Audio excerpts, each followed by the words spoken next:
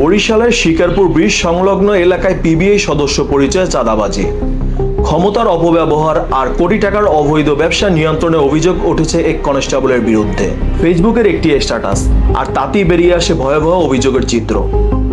অভিযোগ বরিশাল পিবিআইয়ের কনস্টেবল মেহেদী হাসানের বিরুদ্ধে। নিজেকে এসআই পরিচয় দিয়ে গলদা চিংড়ি রেণুপোনা ভর্তি ট্রাক ও সিএনজি জোরপূর্বক আটক করেন। শুধু আটকে রাখাই নয়, ব্যবসায়ীদের কাছে দাবি করা হয় 3 লাখ টাকা চাঁদা। চাপে পড়ে ব্যবসায়ীরা দেন 30,000 টাকা, যা পরে ফেরত দেওয়া হয়েছে বলে দাবি তাদের।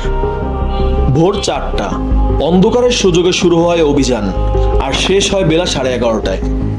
এই দীর্ঘ সময় আটকে থাকার কারণে মারা যায় প্রায় 90,000 অবৈধ রেণুপোনা। ক্ষতির পরিমাণ 5 লাখ টাকারও বেশি। প্রশ্ন উঠছে, এটা কি আইন প্রয়োগ নাকি নিজের রাজত্ব টিকিয়ে রাখার লড়াই? এমন অভিযোগের সত্যতা যাচাই করতে অনুসন্ধান করি আমরা। তারই ধারাবাহিকতায় আমরা এখন চাঁদপাশার নোমরহাট ব্রিজ এলাকায়, যেখানে পিবিআইয়ের কনস্টেবল মেহেদী হাসানের নিজস্ব রাজত্ব রয়েছে।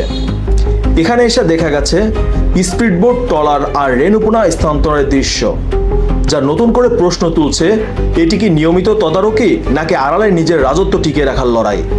ঘটনাস্থলে দেখা যায় পিবিআই কনস্টেবল মেহেদী হাসান এবং আরিফ হোসেন নামের এক ব্যক্তি, যিনি নিজেকে পুলিশ সদস্য হিসেবে পরিচয় দেন। তাদের উপস্থিতিতেই রেণুপোনা ভর্তি ড্রাম ট্রাকে তোলা হচ্ছিল। কিন্তু কেন জানানো হলো না মৎস্য অধিদপ্তরকে? কেনই বা নেওয়া হলো না স্থানীয় থানার সহায়তা? নাকি পুরো ঘটনাই ছিল আইনের আড়ালে অবৈধ নিয়ন্ত্রণ?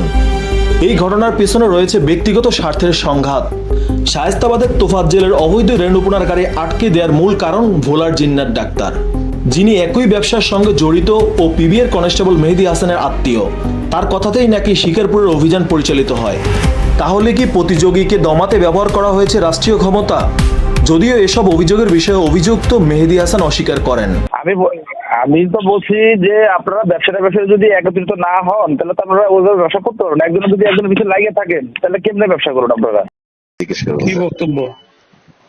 না, এটা তো আমি জানি না। যদি করে থাকে তাহলে আপনাদের কোনো ব্যবস্থা আছে কিনা এই বিষয়ে যদি কিছু বলতেন। না, এটা আমার দ্বারা নেই। তবে ঘটনাটির নিরপেক্ষ তদন্ত না হলে আইনের প্রতি মানুষের আস্থা আরও ভেঙে পড়বে বলেই মনে করছেন সংশ্লিষ্টরা। আইন শৃঙ্খলা রক্ষাকারী বাহিনীর পরিচয় যদি হয়ে ওঠে ভয় আর চাঁদাবাজির প্রতীক, তবে সেটি শুধু একটি ঘটনাই নয়, বরং রাষ্ট্রের জন্য বড় সতর্কবার্তা।